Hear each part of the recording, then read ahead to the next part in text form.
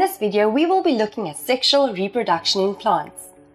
Did you know that there are an estimated 390,900 plant species known to science?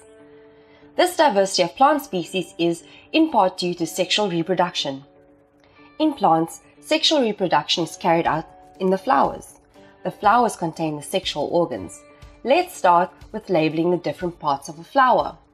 The petals and the sepals help protect the flower bud and can be brightly colored or scented to attract pollinators. The stem and the receptacle are the parts that connect the flower to the rest of the plant. The stamen is the male part of the flower. It consists of the anther, where pollen is produced, and the filament, which is the stalk that supports the anther.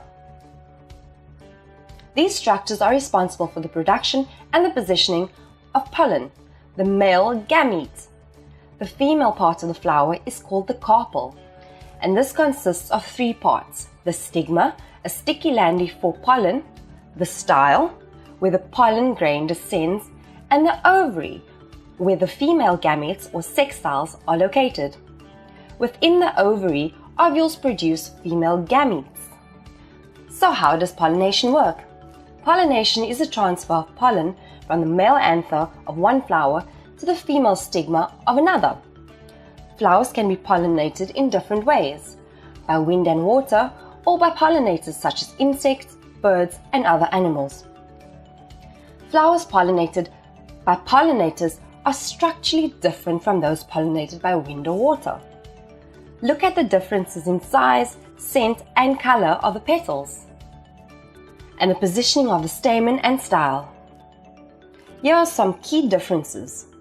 Why do you think they are different?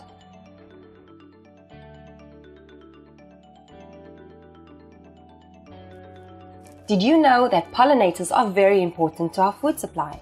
They pollinate plants that are responsible for bringing us 1 out of every 3 bites of food. Once a plant has been pollinated, fertilization can occur. Fertilization results in the production of seeds. A mature pollen grain containing 2 male sex cells has landed on the female stigma of the same species. The pollen grain grows a pollen tube that goes down the female style to the ovary, where it enters through an opening called the micropyle. The male sex cells travel from the pollen grain down to the pollen tube to the female ovule. Here, one male sex cell fuses with the female egg, fertilizing it. This develops into a seed. The other male sex cell attaches to 2 cells in the embryo sac, forming an endosperm. This provides the starchy food for the seed to grow. The ovary enlarges and becomes a fruit, surrounding the internal seeds. The fruit and seeds are dispersed in many ways, some even by humans, where they will again grow into a new plant under the correct conditions, completing the long cycle of sexual reproduction in plants. So there we have sexual reproduction in plants. Pollination has to happen before fertilization.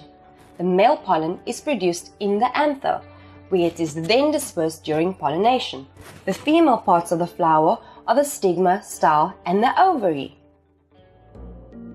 Please like and share our videos with your friends. If you have any questions that you want help with, just comment below.